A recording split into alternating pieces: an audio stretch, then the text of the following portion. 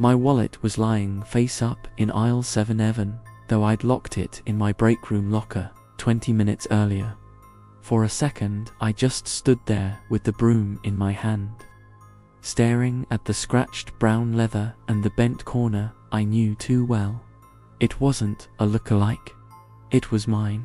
Tuesday, 11:35 p.m. Dollar Tree was closed, doors dead-bolted, lights buzzing as I did the last sweep before counting the drawers.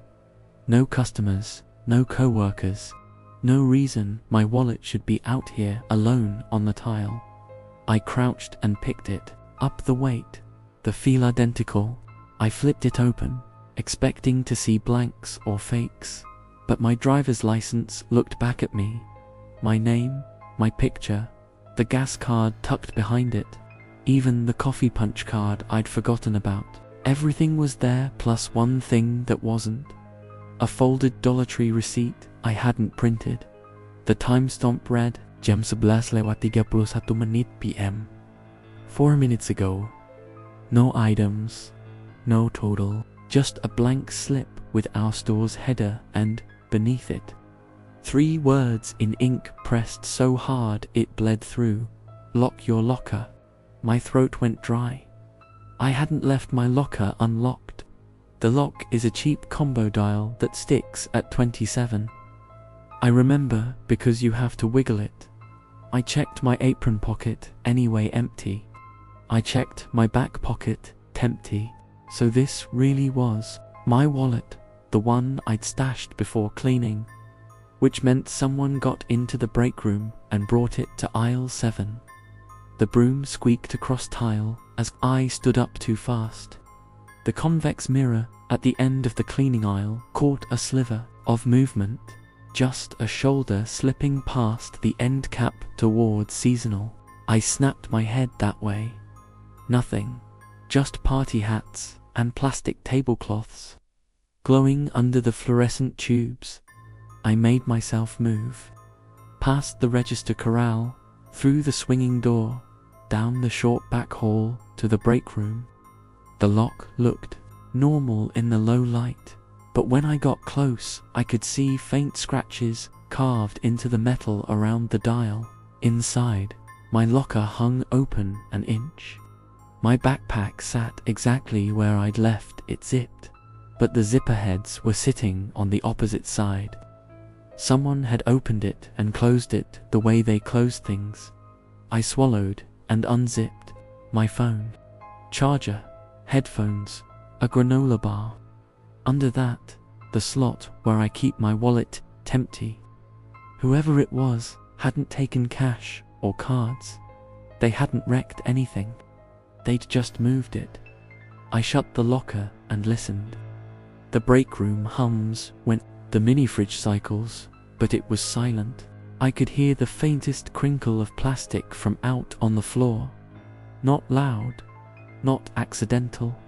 The sound of someone dragging a finger across a row of chip bags. I went to the office. It's a closet, more than an office monitor, safe, intercom, knob, a stool that wobbles. I locked the door and pulled up the feeds. We only get 4 angles, registers, main aisle, freezers, and the back hallway to the break room. I scrubbed the hallway camera back to 11:30. There I was carrying the trash, pushing the broom, then walking toward the front. At 11:31, the hallway went empty. At 11:32, the frame jittered. When it cleared, the break room door was slightly ajar. I leaned closer. A hand glove passed through the crack, just long enough to flick the light on and off. The kind of glove you buy 2 aisles over for winter. The face never appeared, neither did a body. Just the hand, the door, and then the door closing again. Every hair on my neck stood up. I tried my manager. Straight to voicemail. I tried the assistant. Nothing. My finger hovered over 911. I'd called before on weird stuff and listened to the officer tell me it's probably the building settling. But the slip in my wallet said otherwise. The intercom twitched. not fully unjust. That paper dry hiss when someone brushes the switch. I killed the volume and stared up anyway, like I could see the voice in the freezer camera. The convex mirror at the end of frozen meals tilted down a notch. If you've worked retail, you know mirrors don't move unless hands move them. I told myself to breathe, told myself there's always an explanation, and picked up the small box cutter from the desk. The blade looked pathetically thin. I decided to leave by the back.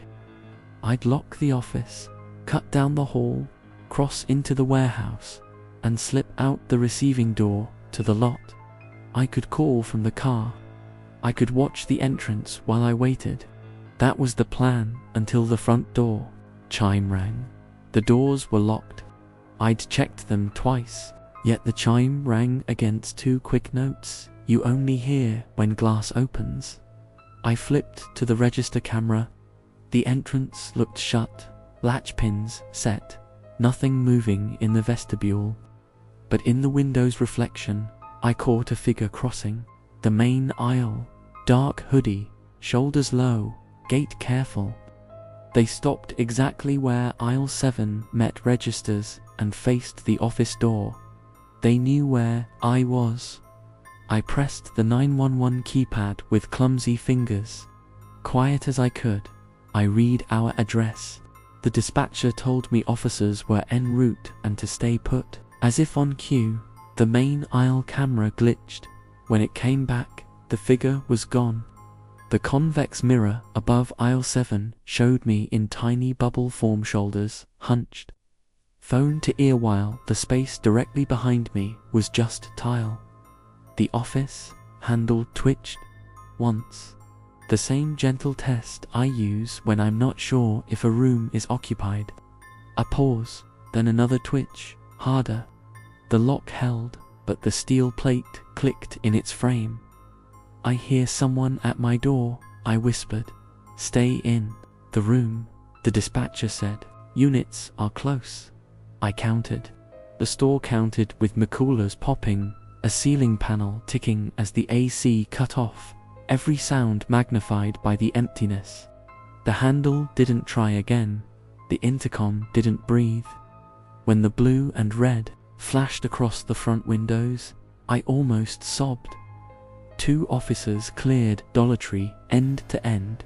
No forced entry. Receiving door closed. Break room normal except for the scratched lock. We sat at the monitor and I showed them the hallway clip. The gloved hand, the mirror shift. One officer said, could be someone hiding in blind spots. The other said, could be an employee prank. I signed the report and watched them leave. The store fell back into the artificial night of after-hours retail, all plastic and hum and reflection. I slipped my wallet into my apron because I wasn't letting it out of sight again. It felt heavier. I opened it to check. Inside the billfold was another receipt.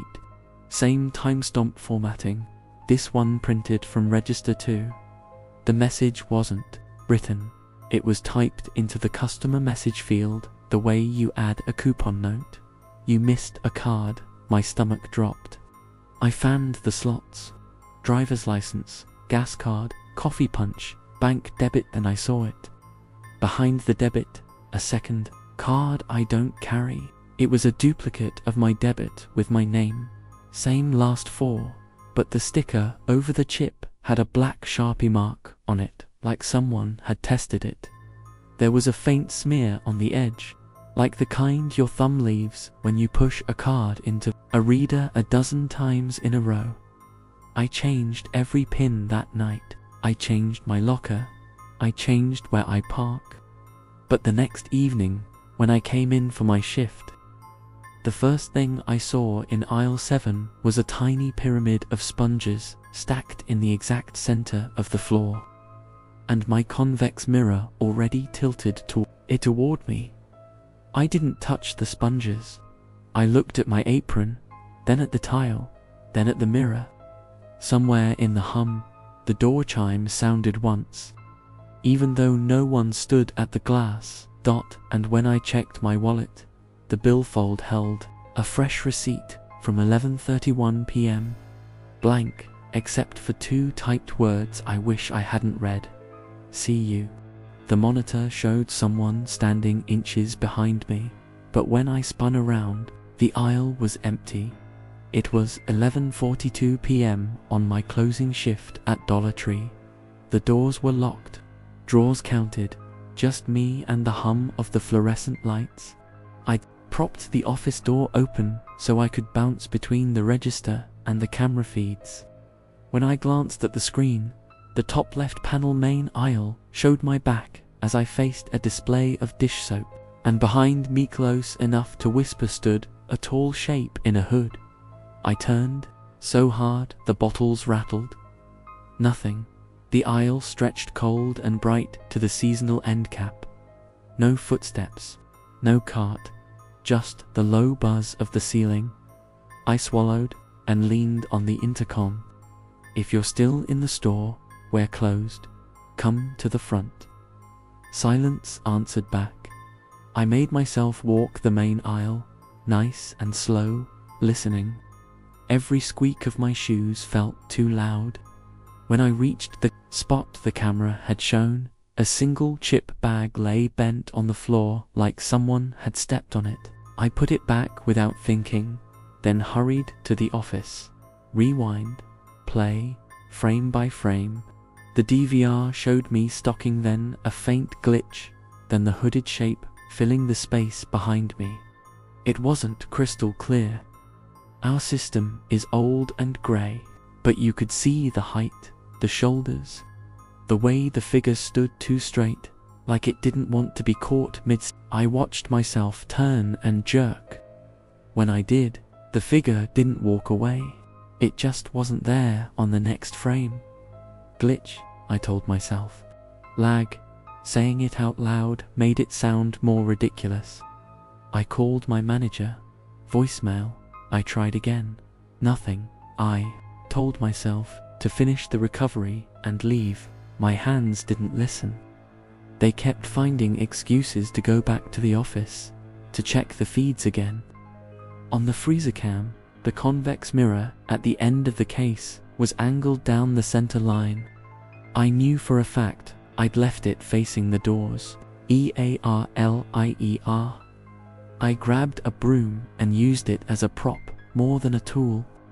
Moving through the store in circles so I could pass the mirrors. In the toy aisle, a row of action figures faced the wrong way, like someone had calmly rotated each blister pack. I fixed them, then made myself stop fixing them. When the front door chime dinged, my brain stuttered. The latch pins were thrown. No one could come in. The chime dinged again to bright notes and I sprinted to the vestibule. The glass was sealed, my closed sign crooked from where I'd rushed earlier. The lot beyond lay empty under a single flickering lamp. Back in the office, I scrubbed the front camera. The chime's time stomp matched a blur ripple across the air just inside the door, like heat through a lens. If you didn't know to look, you'd miss it. I dialed 911. My voice came out low and to calm, giving our address, saying I was alone and the cameras were showing a person that kept vanishing. The dispatcher told me to lock the office and stay on the line. I did.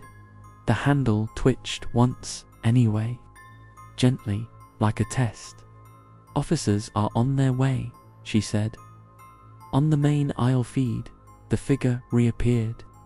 Not behind my back this time, behind my reflection. The convex mirror near aisle 7 caught my tiny curved image in the center. And directly behind that curve stood the hooded shape, a little taller in the bubble, chin tipped down like it was smelling my hair. I stared at the live feed until my eyes watered. I turned my head slowly, deliberately, and the office wall stared back. The mirror feed still showed me being watched. I whispered into the phone, "It's on the camera right now." The officer voices arrived as shapes, blue and red, strobing across the front windows before the men themselves. I stepped out, throat tight, and waved them in. We cleared the store, restrooms, stockroom, under the racks, behind the gondolas. Flashlights slid through dust and packaging. No doors propped. No receiving bay, signs of entry. In the office, I cued the clips. The hooded figure behind me. The chime with no door open, the mirror shot. One officer leaned close, hands on his knees, watching the cursor crawl. Could be compression, he said. The other shrugged. Could be a person staying in your blind spots. Blind spots don't trigger the chime, I said. They took my statement and did a slow lap of the parking lot. When the cruisers left, the store felt more hollow than before, like their lights had scraped off the last layer of safety. I told myself I'd lock up and go. I told myself not to look at the cameras again. I looked, live feed, registers, freezer, main, hallway. On the main, I saw my own back walking toward the office, which didn't make sense until I realized the DVR was lagging by a handful of seconds. I watched me stop in the aisle to tie my shoe. Not me, now me, from a moment ago. Behind that past version of me, the figure bled into view again. Closer than before. It didn't drift, it appeared. The phone in my pocket buzzed with a motion alert from our system. Motion detected aisle 7. The thumbnail showed the same frame the monitor showed, but the still was crueler about detail. The hood was up but not tight. Under it, a clean, pale curve of jaw and the slope of a nose. Not a blur, not a blob. The kind of face you could pass on a sidewalk and forget. Something snapped in me. Not bravado, just a line I wouldn't cross. I grabbed my keys and took the back hall at a jog. The emergency exit clanged when I shoved the bar and the alarm screamed. I didn't care. I cut across the dark lot to my car, got in, locked the doors. The alarm kept blaring through glass until the system shut it up. From the driver's seat, I could see through the front windows to the office monitor glow. A convex mirror near the registers caught the reflection of that weak blue rectangle. In that bubble, a silhouette stood in the office doorway, just inside the frame. It was so small in the curve I thought I'd invented it. Then the shadow moved its head like it was listening to the air. I drove home with both hands white on the wheel and changed every code I had. I told the morning manager I was sick. I told myself I'd never close alone again. But we're always short-staffed. 2 nights later, I was back, a little earlier, the sun not gone yet. I told myself daylight meant nothing weird could happen. I left the office door shut. I tried not to look at the monitors. It still found me at 8:12 p.m. While families drifted through party supplies and a teenager asked where the AA batteries were, my phone buzzed. Motion detected aisle 7. The thumbnail showed me at the very edge of the frame helping a customer, and behind me, half hidden by the end cap, waited the hooded figure. The customer leaned past me and laughed at something I didn't hear. On the live feed, everyone looked normal. No one startled. No one turned. When the teenager walked away, he brushed right through the place where the figure stood in the still. I keep telling myself it's the system, that it's the wiring, or lousy compression, or the mirrors, that someday maintenance will swap the whole rig out and the problem will disappear with the DVR. But when I close now, I walk backward more than forward. I lock the office from the inside and talk aloud like there's someone to hear. And every time I have to pass aisle 7, I catch my reflection in the convex bubble and force myself not to check what's standing just behind me on the screen. She jabbed her finger at me across the register and said, in a flat voice. "I've seen you in my house before." I froze mid-scan, the register beep hanging in the air. Dollar Tree was nearly empty, just a couple stragglers down the aisles before closing, but her words punched straight through the fluorescent hum and silence. "What did you just say?" I asked, trying to keep my voice calm. Her hands trembled on the counter. She wore a grey sweater, fraying at the sleeves, and clutched a half-filled basket. Paper towels, dish soap, candy. Her eyes locked on mine without blinking. "You were in my hallway last night," she said, her voice steady and sure, standing in the doorway, watching me sleep. The tiny hairs on the back of my neck rose. I laughed nervously, but my throat was tight. "Ma'am, I think you've got me confused with someone else. I was here last night, closing shift." She leaned closer, lowering her voice so only I could hear. "Then explain why my bedroom smelled like this store. That cheap plastic and that cleaner you use on the floors. It was in my house." For a second, I couldn't think of anything to say. The store suddenly felt too quiet, too big, like the aisles were listening in. I forced myself to bag her things quickly. "Your total's $2.38. She shoved crumpled bills into my hand. As the doors chimed open, she tilted her head and said, "You'll be back tonight. I'll see you again." The automatic doors slid shut behind her. I stood there, shaking, scanning the convex mirror above the register. For a flicker of a second, it looked like two of me were reflected, one behind the counter, one standing right next to her. I blinked hard. It was gone. Uneasy, closing by 11:30. I was trying to finish recovery, but her words kept replaying. "You'll be back tonight." The way she said it like a promise. I headed to the office before locking up. For black and white feeds glowed on the monitor. Registers, freezers, main aisle, back hallway. I scrubbed the main aisle back to 8:50 p.m. Around the time she'd checked out. My stomach dropped at that exact time. The camera showed her standing at the far end of the cleaning aisle, perfectly still, staring down the shelves. But I knew she was at my register then. She couldn't have been in both places. I replayed it twice. Each time, she flickered into the frame for a few seconds, then disappeared as if she'd never been there. I shut the monitor off, heart hammering, and told myself it was just a glitch. But when I walked the aisles one last time, every convex mirror seemed to tilt slightly toward me, catching my reflection in ways that didn't feel like my own. I locked the front, turned off the lights, and hurried into the parking lot. My car sat under the last flickering lamp. As I walked, I glanced back at the glass storefront. In the reflection, I saw my slouched, tired figure, and right beside it, her grey sweater.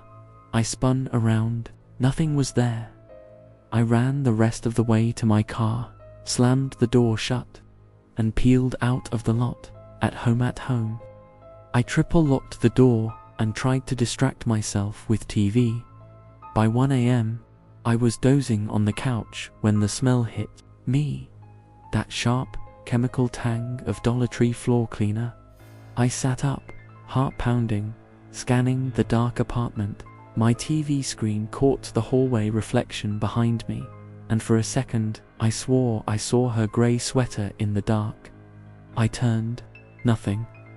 Then my phone buzzed. Motion alert from the store camera system. Motion detected, aisle 7, 1:02 a.m. The thumbnail froze my blood. Shelves neat, lights buzzing, and at the very end, her, standing perfectly still, staring at the camera. I checked the times. It was live. The next day, told my manager everything the next morning. She frowned and muttered about unstable customers, said the cameras glitch all the time. When I asked to save the clip, she shook her head. System overrode it already. The way she said it, like she didn't want me to have proof, made my stomach twist even worse. That night, back on closing shift, I felt it again, the heavy silence. The mirrors angled a little too far toward me. Every squeak of my shoes sounded like footsteps, trailing just behind. At 8:47, I straightened candy bags in aisle 6. Out of habit, I glanced up in the convex mirror above. My warped reflection hunched under harsh lights, and behind it, her standing inches away in her grey sweater. I spun around instantly. Empty aisle. My pulse thundered. I looked back at the mirror. She was still there, not moving, not blinking. The first sound I noticed wasn't the hum of the vending machine, it was the slow, steady breathing coming from beneath the break room table. At first, I thought I was imagining it. The store was locked up, aisles neat, lights buzzing out front, and the back room usually felt like the only safe place in Dollar Tree at night. But the longer I sat there, staring at the half-eaten sandwich in my hands, the clearer it became. It wasn't the fridge, it wasn't the AC. Someone was under that table. I froze in my chair, every hair on my arms standing up. The breathing wasn't frantic, was calm, steady, deliberate, like whoever it was wanted me to hear it. Slowly, I leaned forward, my heart thundering, and let my eyes drift down. The overhead fluorescent flickered, throwing weak shadows across the floor. For a split second, I saw nothing but table legs and my own shoes. Then the dark space shifted, just slightly, like someone pulling their knees tighter. I jerked back, so hard my chair screeched against the tile. "Who's there?" My voice cracked. The breathing stopped instantly, for a few seconds. Silence pressed down, heavier than the noise had been, then fabric sliding across the floor, as if someone was shifting position. That was enough. I bolted to the door, yanked it open, and stumbled into the back hallway. My hands shook as I pulled it shut behind me. The narrow hallway stretched toward the stockroom, emergency light glowing weak red above the steel door at the end. I just stood there, catching my breath, half expecting the knob to turn behind me. It didn't. I should have left right then, but some stupid part of me wanted proof. If there really was someone in the break room, I needed to see it. So I ducked into the office, locked the door, and sat in front of the glowing monitors. The feeds flickered, registers, freezers, main aisle, and the back hall I'd just run through. I rewound the break room camera, palms sweating. At 11:16, there I was, scrolling on my phone, sandwich in hand. Then movement under the table. A shape hunched low, the curve of a shoulder, a bent leg, clear as day. When I jumped up, the figure pulled back, curling tighter into shadow. Then the feed cut to static for 3 seconds. When it cleared, the space under the table was empty. I whispered out loud, "No, no way." I dialed my manager, voicemail. I tried again, nothing. I thought about calling the police, but what could I say? That the security camera glitched and I heard breathing. They'd write me off as tired or paranoid. I told myself I'd sweep the store once, then get out. I grabbed the small box cutter off the desk and stepped back into the hallway. The silence felt wrong now, like the building itself was listening. The aisles were too still. Cleaning supplies lined up perfectly, toys untouched. But in aisle 7, a pack of sponges lay dead center on the floor. I hadn't been near that aisle all night. I crouched to pick it up, but froze when the sound returned, breathing this time. It came from the other side of the shelf, slow, steady, close. I stood so fast, the pack slipped from my hands. My flashlight beam shook across dish soap bottles, their plastic faces staring back. Nothing moved, but I couldn't shake the feeling someone was crouched just out of sight. Backed away, eyes darting to the convex mirror above the aisle.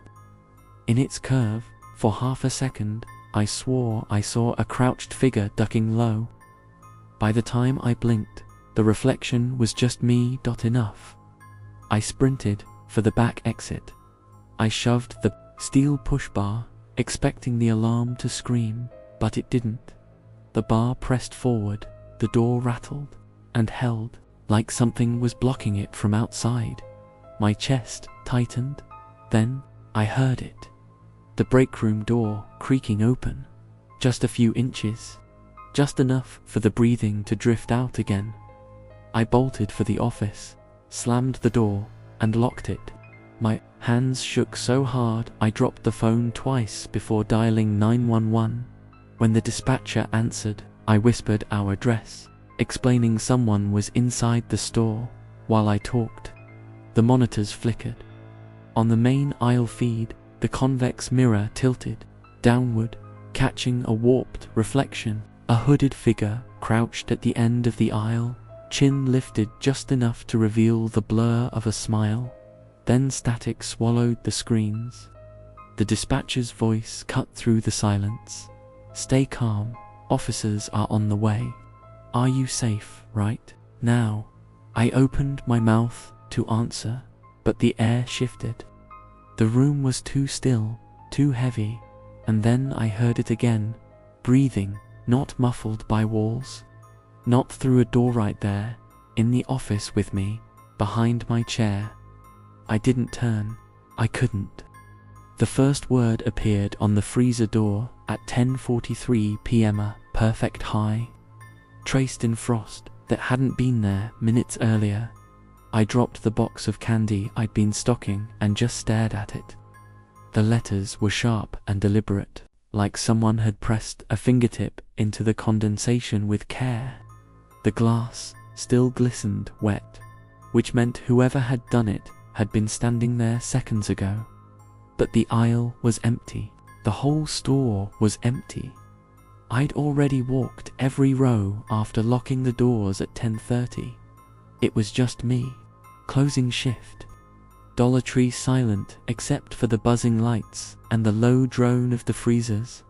I wiped the word away with my sleeve. Just a trick, I told myself. Maybe some kid had written it earlier and the frost had settled back into the grooves. But it didn't look old. It looked new, too fresh. I tried to shake it off and kept working. By 11 o'clock, I was breaking down boxes near the seasonal aisle. The store felt heavier than usual, every little noise exaggerated. Plastic wrappers crinkled in the air vent, metal shelves ticked as they cooled, and every sound seemed to follow me like footsteps. I forced myself to laugh at how paranoid I was acting. Still, when I finally circled back past the freezer aisle again, I felt my stomach twist. Another word had appeared. This one was stretched across the opposite door. Written taller, shakier, stay. The hairs rose on my arms. Okay, who's in here? I shouted down the aisle, my voice cracking. No answer. The sound of the compressors swallowed my words.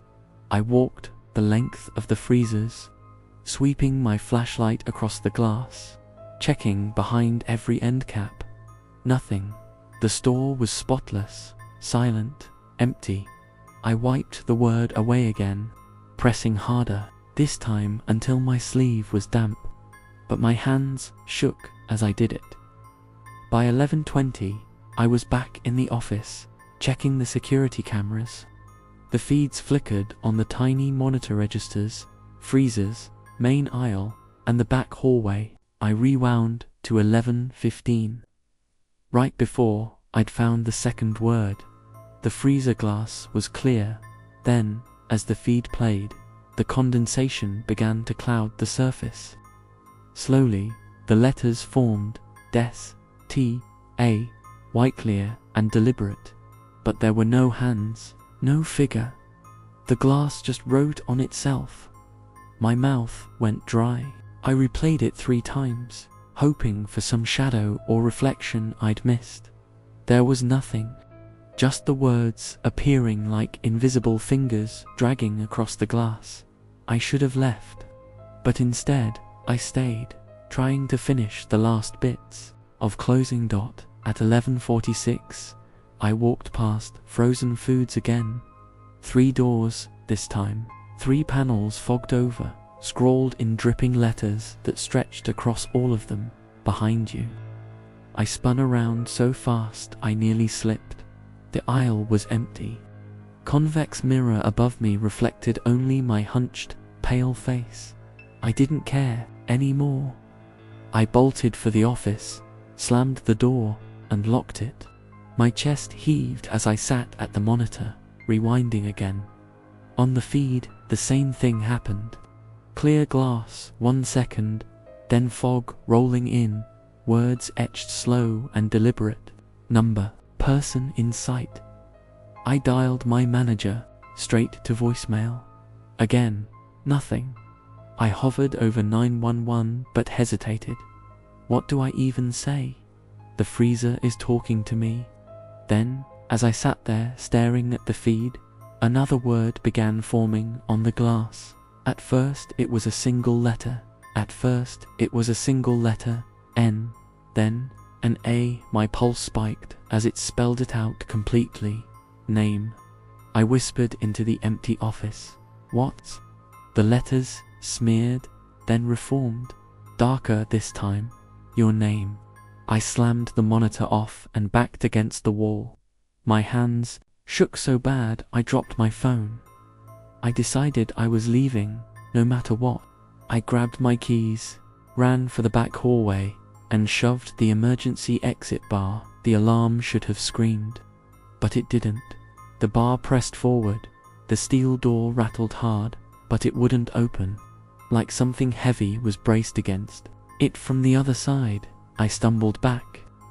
Box cutter clenched tight. Then I heard it, breathing. Slow, steady, coming from the freezer aisle. I backed into the office again, heart in my throat. The monitors flickered back on by themselves.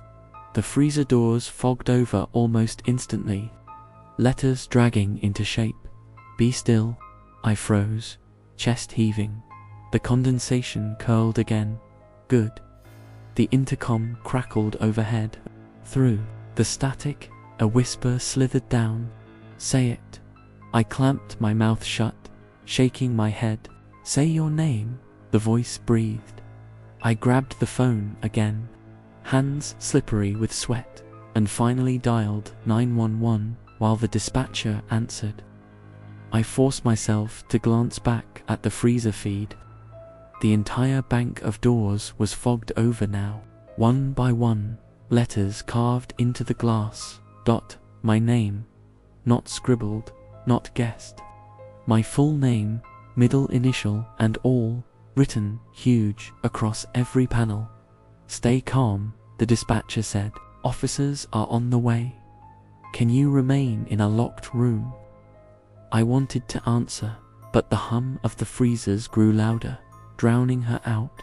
The lights flickered above me, dimming, brightening, dimming again. And then, in the black sheen of the monitor screen, I saw it. Not the reflection of my own face, but another, inches behind my shoulder. I spun around. The office was empty. The breathing, however, hadn't stopped. It was right there, slow, patient, like whoever had been writing on. The freezer doors were standing close enough now to write on the back of my neck. The phone on the counter was still recording, and on its screen was a video of me standing in aisle 5 just minutes earlier. Even though I hadn't seen anyone filming, I froze, register drawer half open. The man who'd left it behind had walked out only seconds ago. A tall figure in a black hoodie, slow steps echoing across the tile. He'd bought nothing, just loitered, shifting from aisle to aisle, hands deep in his pockets. Then he left his phone right there on the counter, like it was deliberate. I glanced around the empty store. No other customers. My coworker had already gone home. It was just me, the humming lights, the cool drone of the freezers, and this phone, screen still glowing. The video was shaky, angled low, like it had been filmed from a chest pocket, but it was unmistakable. It showed me, bent over a cart, stocking paper towels. Every move I'd made for the past 5 minutes played back. I muttered under my breath, "What the hell?" I tried to lock the screen, but it wouldn't respond. The video looped, replaying the same footage again and again, until the sound of my own footsteps echoed through the tiny speaker. I shoved the phone into the lost and found drawer under the register, telling myself I'd deal with it later. But even with it hidden, I couldn't shake the feeling of being watched. At 11:10 p.m., the phone started vibrating, loud, aggressive. The drawer rattled with each buzz. I pulled it out, hesitated, then answered. Static filled my ear. For a few seconds, nothing. Then a whisper slid through, muffled but clear enough. "Don't stop working. I like watching you." I nearly dropped the phone. "Who is this?" No answer. Just quiet breathing. Then the call ended. I slammed the phone back into the drawer, chest heaving. My instincts screamed to lock up and leave, but I still had tasks to finish. The corporate camera system logged everything. If I bailed early, I'd be questioned. Still, I couldn't focus. My eyes kept darting to the convex mirrors above the aisles. Every reflection looked wrong, like someone lingered just out of frame. At 11:27, the phone buzzed again, this time with a notification. Against my better judgment, I opened it. A new video had appeared in the gallery. It was live footage, me, sitting right there at the register, holding the phone. I spun around so fast, the stool tipped. Nothing, just aisles of cheap plastic toys and cleaning supplies glowing under harsh lights. When I looked back at the phone, the video zoomed closer, as if the person filming had stepped forward. My own face filled the screen, pale, wide-eyed. I hurled the phone onto the counter. It slid, stopped, and went dark. I rushed to the back office, slamming the door behind me. The monitors glowed, registers, freezers, main aisle, back hall. I scanned them all. No one in sight, but when I rewound the register feed, my stomach dropped. The hooded man hadn't left after all. At 11:02, just after he walked out the front, the camera showed him circling back, slipping through the side of the vestibule as the doors were closing. He moved fast, ducking low, avoiding the lenses. Then the angle cut out. On the main aisle feed, a blur flickered past the convex mirror. Too tall, too fast, to be a glitch. I muttered, "He's still here." The office phone felt slippery in my hands as I dialed my manager. Straight to voicemail. Again, nothing. I hovered over 911, but before I could press call, the intercom crackled above me. Watching. The voice was faint, distorted, but I knew it was the same one from the phone. I forced myself to check the sales floor. My flashlight beam shook as I swept each aisle. Nothing. Everything looked neat, untouched. Then I passed frozen foods on the inside of the glass. Fog smeared into 3 crooked letters. I stumbled backward, nearly dropping the light. Behind me, a faint sound rose, breathing. Slow, steady, too close. I spun, sweeping the flashlight beam. Empty aisle. No one there, but the convex mirror above reflected something I didn't see: tall shoulders, a hood bent forward. Standing just a few feet behind me, I bolted back to the office, slammed the door, and locked it. The phone vibrated. On the desk, a new video autodash played. This one was different. It wasn't the store, it was my apartment. The camera panned across my living room, the couch, the TV, the coffee table. Then it turned toward the hallway leading to my bedroom. My voice cracked. No, no way. The feed cut out, replaced by black. Then text scrolled across the screen in white letters. Time to go home. I called 911 with shaking hands, whispered the address, told the dispatcher there was someone in the store. While I spoke, the monitor flickered again. On the register feed, the phone I'd left on the counter glowed. The hooded man stood beside it, head tilted toward the office, like he knew exactly where I was hiding. The dispatcher asked if I was safe. I couldn't answer, because, as I stared at the screen, the hooded man lifted his phone, angled it toward the camera, and hit play. On the monitor, I watched myself sitting in the office, holding a phone, whispering into it. The same moment I was living, looping back at me. The line went dead, and in the silence, the only thing I could hear was my own ragged breathing echoing back from somewhere else in the building. The alarm chirped twice from the panel by the office door, and for a second I thought it was just the nightly reminder to arm the system. Then it chirped again, short, anxious, like the noise a smoke detector makes when the battery's dying. The screen flashed a single line: Zone 3 motion. I glanced at the monitor. Zone 3 was the long run of Dollar Tree freezers. The camera feed showed nothing but rows of glass doors reflecting the fluorescent buzz. I stood there with the deposit bag in my hand, listening. The store was locked, lights half down, and the only sounds were the hum of the compressors and the tiny clicking of the panel as it cycled through. Another chirp. Zone 3 motion. Still nothing on camera. I told myself it was HVAC. The freezers blow warm air along the glass to keep frost off. Maybe that flicked the sensor. I set the deposit bag in the safe and walked out to the sales floor with a flashlight. The freezer aisle looked normal. Dinners stacked straight, ice cream lids aligned, glass spotless. I stood still until the only thing I could hear was my own breathing. The panel chirped again from the office. I could hear it through 2 walls. Back at the door, the screen had changed. Zone 7 motion. That was the cleaning aisle near the convex mirror. I flipped to the main aisle camera and watched the grainy black and white feed. Nothing, just bottles of dish soap lined like soldiers, and that round mirror catching a tiny, curved version of me in the corner of the frame. I picked up the intercom mic. If anyone is still inside, we're closed.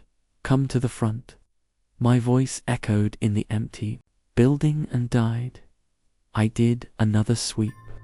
I pushed a stray cart back into the corral. I straightened a stack of off-brand paper towels that didn't need straightening. I stood at the end of the main aisle long enough to feel stupid. The beeps stopped. For a full minute, the panel was quiet, and I thought that was it. Then it chirped 3 times in a row, so fast it sounded like a warning. Zone 1 front door. The latch pins were thrown. I had checked them twice. On the entrance camera, the glass sat in its frame like a picture by 1140 p.m. I was tired of pretending I wasn't rattled. I pulled the door to the office half closed, sat at the wobbly stool, and rewound each camera. The system times everything. 11:32 p.m. Freezer glass clear. 11:33 p.m.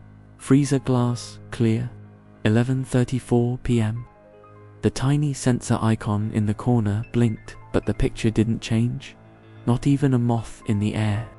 Not even my own shadow. The panel chirped again. Zone for stockroom motion, I swallowed. The stockroom camera is the worst, grainy, a little low, always just a hint too dark. I flipped to it. Pallets, cardboard, the receiving door chained, a mop bucket that never dries out. Nothing moved. I told myself to stop inventing a person where there wasn't one. I called my manager anyway. Straight to voicemail. I tried again and left a message I regretted as soon as I hit end. Hey, the alarm keeps beeping, zones blinking. I think the motion sensors are acting up. I checked the aisles. There's nothing. On camera, I'm going to finish counts and go. The panel chirped. Zone 3 motion. I walked back to the freezers with the flashlight down by my thigh like a lifeline. When I got there, I tucked it under my arm and pressed my palm to the glass. The heat strip was working, warm across the edge. My breath left a cloud on the door and vanished. I stepped to the next case and saw it.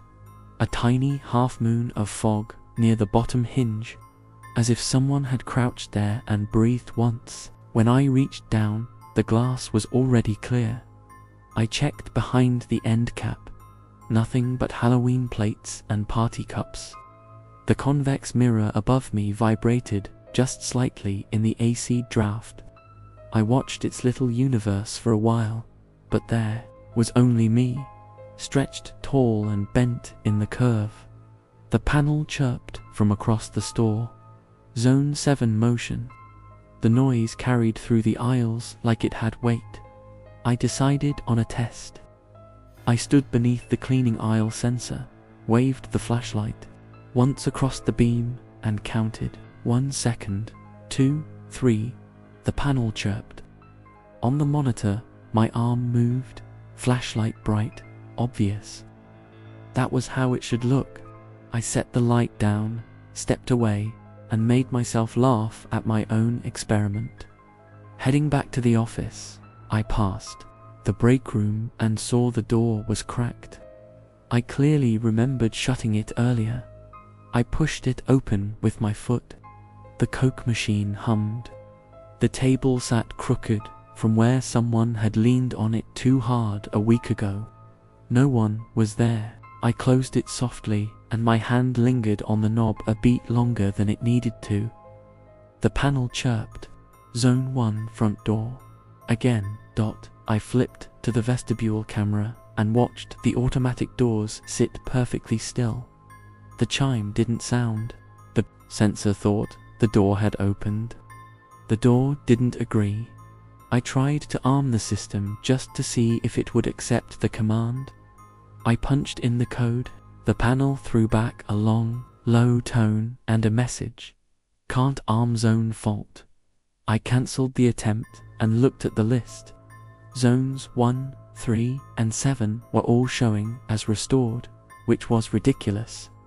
Restored means something happened and then stopped, like a wave that pulls back and takes your sense of balance with it. I took another lap.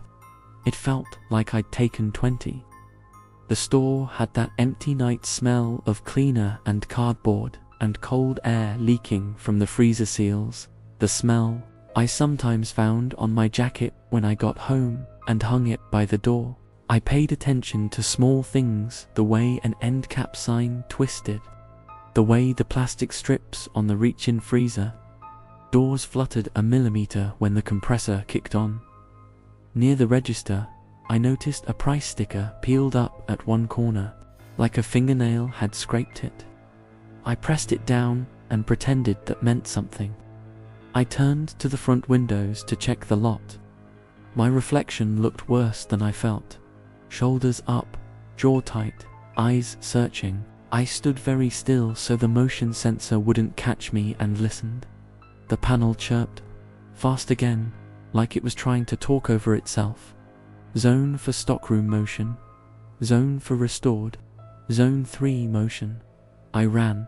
The stockroom door was locked the way we always lock it, after the last shipment is checked in, you need a key to turn the handle from the sales floor side. I used mine and pushed through. The room felt colder than it should. I checked the receiving door. Chain intact, padlock where I left it. I swung the flashlight along the wall and stopped on a clear set of drag marks where a pallet had shifted an inch toward the floor drain. I told myself I'd probably caught it with my boot earlier and forgotten. When I stepped back into the hallway, the break room door was cracked again. This time I was sure I had closed it tight. I kicked it open. The light was off, but the little window in the door cast enough glow to outline the room. Someone had moved the chair so it faced the door. That made no sense. We keep it tucked under the table. If you bump it, it squeals across the tile. I hadn't heard it squeal. I touched the back of the chair with 2 fingers and turned it slowly so it faced the table again. I made myself close the door, then kept my hand on the knob until the latch settled. I listened 5 more seconds. Silence. The panel chirped. The sound made me jump. Zone 7 motion. Zone 3 motion. Zone 1, front door. I didn't walk this time. I ran back to the office, slid the stool aside, and stabbed at the keys until I had all 4 cameras on one screen. The register angle, the main aisle, the freezers, the back hall. They stared back like in different eyes. Nothing moved. The chirps slowed. The panel listed each zone as restored again, one after the other. Like someone walking down a line flipping switches off with their fingertip. I had the thought that if this was a person, they understood our system better than I did. I picked up the phone and dialed 911. I gave the address and said I was alone and the alarm panel had been triggering multiple zones with no visuals.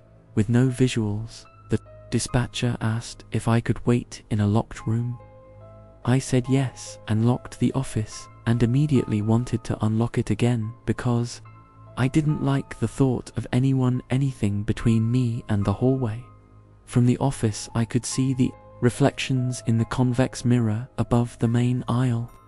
The bubble made everything look a little closer, the curve compressing distance. I watched the smaller version of me sitting in a chair, the smaller version of the door, and the smaller slice of the freezer aisle behind that. As if I could see around corners by staring hard enough. The panel stayed quiet long enough for me to start thinking again. Maybe a transformer somewhere had burped. Maybe the old sensors were getting flaky, and by morning maintenance would just swap them out and I'd be a story they laughed about. The chime sounded from the front doors. It was as crisp as if someone had walked in, 2 bright notes. I instinctively turned to the vestibule camera. The glass remained closed in its frame. The lot outside sat empty except for my car under the last good lamp. The chime had rung. The doors had not opened. The dispatcher said in my ear, "Stay where you are." The panel chirped, slow, like it had been thinking up a new idea. Zone 2 glass break. That one almost never fires. It's the little round mic above the party aisle that's supposed to hear if someone smashes a window.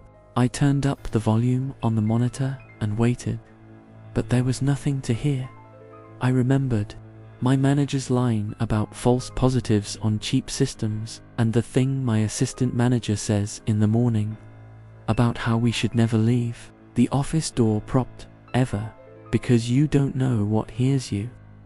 I didn't believe either of them until I watched the freezer feed darken a shade like fog gathering and saw my own face faint in the glass like I'd walked there, even though I hadn't left the office. The first receipt culled out of the printer at 9:47 p.m. and my full name was printed across the bottom, even though no purchase had been made.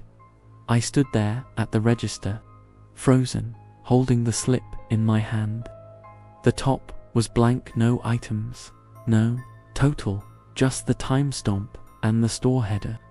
At the bottom, in perfect black letters, was my first name, middle initial, and last name. I hadn't pressed anything. I hadn't even been at the keyboard. The drawer was closed, the scanner idle, and the receipt had printed all by itself. I told myself it had to be a glitch. The system was old. Half the time the scanner froze and we had to restart the lane. But no glitch I'd ever seen printed an employee's full name like it was a customer account. I crumpled it, shoved it into the trash, and tried to move on. But 5 minutes later, another one rolled out. I hadn't touched the register. No one had. This one had the same thing, my full name, at the bottom and, above it, a line of text where the total should be. It said hello. My stomach turned cold.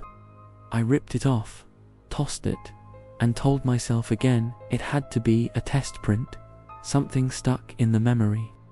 But my hands were already trembling. By 10 p.m., the last customer had left. I locked the front doors, slid the pins, and flipped the sign. The store was empty now, just me and the endless buzz of the fluorescent lights. I started walking the aisles, flashlight swinging low, telling myself to calm down. The mirrors overhead warped my reflection into stretched shadows, and in one, I thought I saw something move behind me. When I turned, the aisle was empty. Back at the front, the printer chirped again. A fresh receipt waited, curling gently against the tray. This one didn't just have my name, it said, "Still here." I stared at the words until my eyes blurred. My chest tightened like someone was standing too close. I shoved the slip in my pocket and forced myself to breathe. At 10:30, another printed. This one said, "Work faster." I hadn't rung anything up. I hadn't even been near the register. When it printed, I pulled it out, crushed it in my hand, and shoved it deep into my apron pocket. My heartbeat thudded so loud I could hear it in my ears. I tried to ignore it, tried to sweep the aisles and do recovery like normal. But every time I passed the front, the printer spat out another. Sometimes it was only my name. Sometimes it had messages like, "Don't stop, keep going." And then one said, "Turn around." The slip nearly fell from my hand. I whipped around so fast my shoes squeaked on the tile. The register area behind me was empty. The aisles stretched silent. I forced myself into the office, slamming the door behind me. The monitors glowed in the dark. For angles, registers, main aisle, freezers, back hall. I rewound the register feed, eyes darting to the timestamp. At 10:47, the printer chirped. The paper curled out. The camera showed no one there.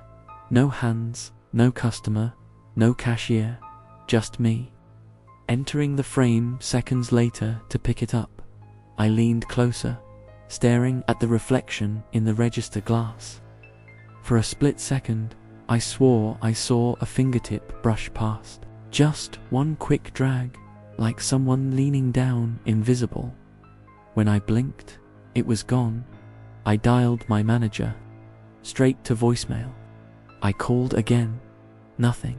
My thumb hovered over 911, but what would I even say? That the register was talking to me? That it knew my name? The printer chirped again, out on the sales floor. I could hear it faintly, paper unspooling. I grabbed the box cutter off the desk and walked back out. My shoes echoed on the tile. The aisles were too quiet. When I reached the counter, the receipt was waiting. This one said, "Look up." I froze. My eyes climbed slowly to the convex mirror above the register. In the warped reflection, I saw myself, standing at the counter, pale, wide-eyed, and behind me, at the very edge of the curve, stood a second shape, tall, still, too blurred to make out. But watching, I spun, flashlight beam jerking, empty aisle. When I looked back, the receipt printer chirped again. Another slip slid out. Smooth and steady, it said. Good. I couldn't take it anymore. I ran to the back, slammed into the break room, and locked the door. My breathing echoed, too loud in the small space. The Coke machine hummed like static. I sat at the table, fists clenched around the last slip, telling myself over and over I'd call the cops, I'd leave, I'd never come back here. Then I heard the chirp again. It came from the receipt printer in the break room. We don't even have a register back there. I stood slowly, my knees weak. On the table sat a slip of paper, still curling from the invisible feed. My full name. Underneath it, time to go home. I dropped it and bolted out into the hallway, sprinting toward the back exit. The steel door rattled against the bar but didn't budge, like something was blocking it from the other side. The lights flickered from the front of the store. The register printer chirped again. Another receipt was waiting when I forced myself to look. My name. Same as before, but this time, under it, 3 words I'll never forget. You are seen. I stood there, shaking, the slip damp in my hand, the mirrors above bending my reflection into something I didn't recognize. I told myself not to turn around, not to check the aisles, not to breathe too loud, and in the silence of Dollar Tree after midnight, the printer chirped again, slow and patient, as if it wasn't done printing. The first bill slid across the counter at 9:58 p.m. and I froze when I realized I was staring into my own face at first. I thought it was some kind of prank money, maybe a prop or a counterfeit joke, but it wasn't funny. It was a bill, creased and faded like any other, except in the center, where a president's portrait should have been, there was me. My own tired eyes, my uneven hairline, my mouth set in a flat line. The woman holding it out didn't look strange, mid-50s, grey cardigan, hair pulled back. She had a basket of cleaning supplies and some candy. But her eyes were wide, waiting, unblinking. I stammered, "What is this?" She tilted her head. "It's money." "No, it's not," I said. I turned it over in my hands, half expecting it to feel fake, but the texture was right.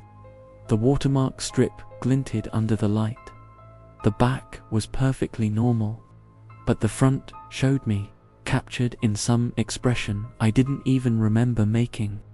It wasn't just my face, it was me, here, in this store. "I can't take this," I told her. Her hand didn't move. Calmly, she pulled another bill from her purse and laid it next to the first one. A 10 this time. And there I was again, same face, slightly different expression, as if caught mid-breath. I backed up a step from the register. "Where did you get these?" She smiled faintly. "They're mine." More bills came out.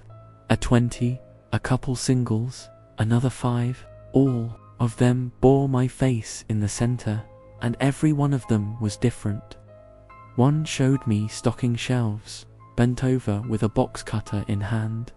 Another had me behind the register, mouth half open, caught in a moment of speaking. One even showed me in the break room, eating alone at the table. My stomach dropped. These weren't random portraits. These were moments of me in this building. I felt my throat tighten. "Ma'am, I can't accept this. I don't know what you're doing, but this isn't real money." She leaned forward slightly, her voice calm. "It's what you've earned." The register beeped suddenly. The drawer popped open with a sharp clack. I jumped. I hadn't touched anything. The screen flashed sale complete. even though I hadn't scanned a single item. The woman didn't flinch. She started to spread the bills across the counter like a dealer fanning cards, each one lined neatly side by side. My face stared back at me from every one, row after row, dozens of versions of myself.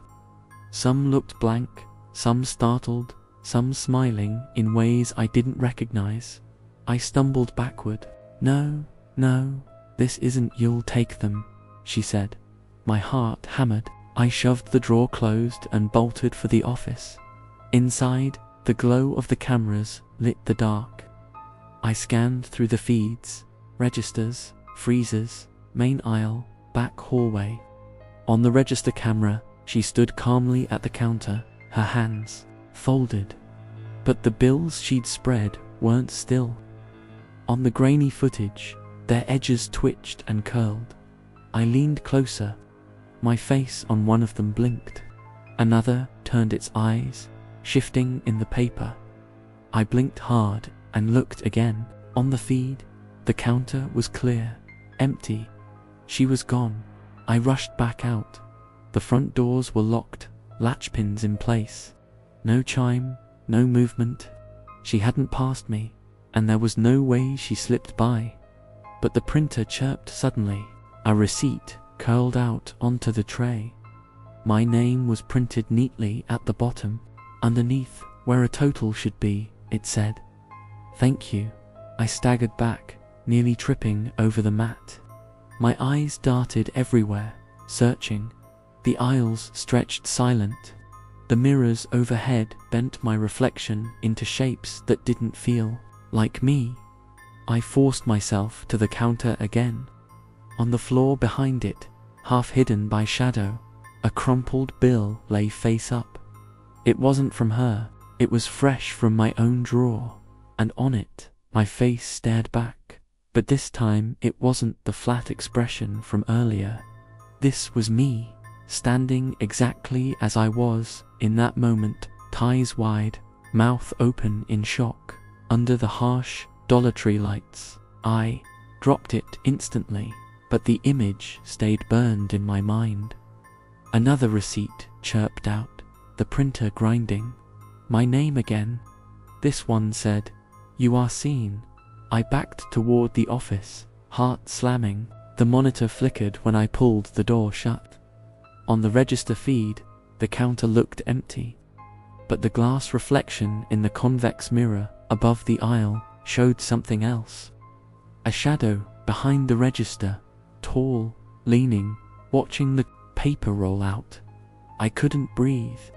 My hand hovered over the phone, ready to dial 911, but I didn't move, because out in the store, I heard it again, the beep of the registered drawer opening, sharp and hollow.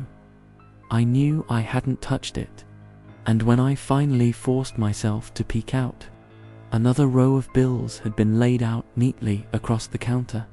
Every one of them was me, not old versions, not frozen snapshots. They were new.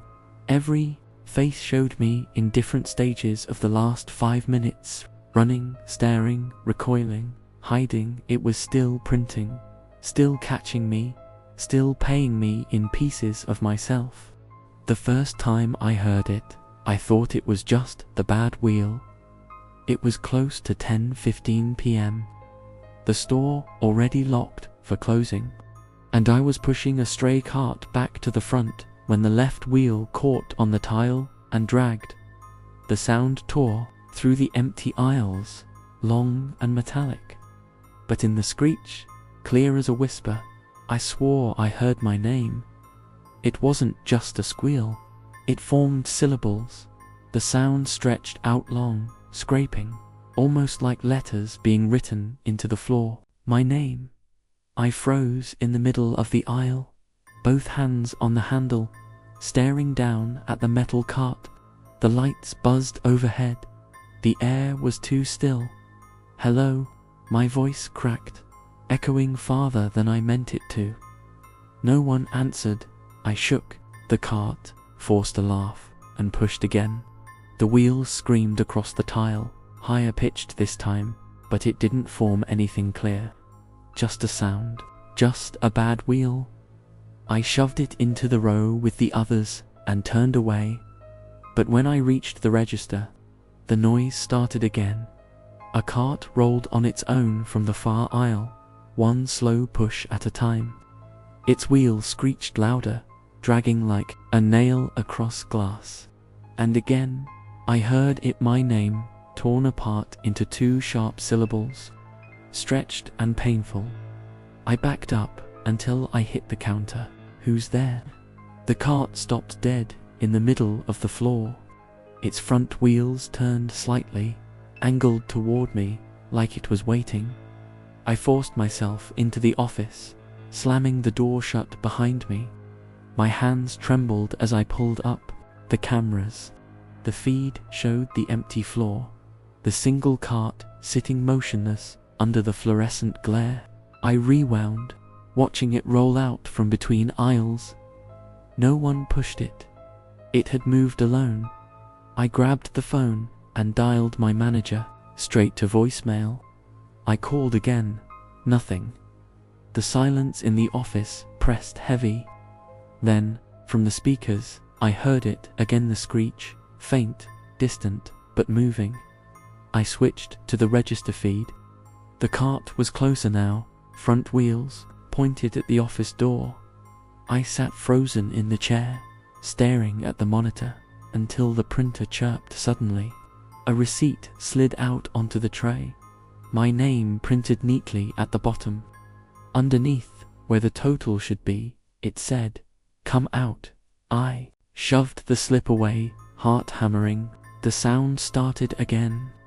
The wheels dragging, slow, deliberate, letters carved across tile. I couldn't stay in the office. I bolted out into the aisles, flashlight jerking in my hand. The cart sat near the break room now, its bad wheel locked at an angle. I pushed it hard against the wall, wedged it between displays, and walked away fast. But a minute later, the screech started up again behind me. When I turned, the cart was free, rolling slowly down the aisle. The wheel screamed my name one long time, then stopped. I ran to the back exit, shoved the bar. The steel door rattled but didn't open. The alarm didn't sound, it was jammed. I turned back toward the store. The screech rose again, this time from multiple directions. I spun, and my stomach dropped.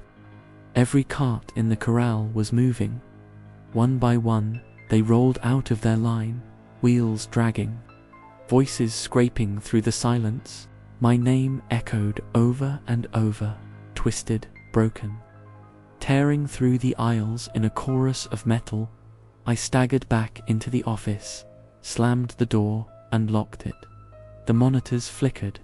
On each feed, the carts formed lines, pushing down aisles, converging toward the back. The intercom crackled above me through the static.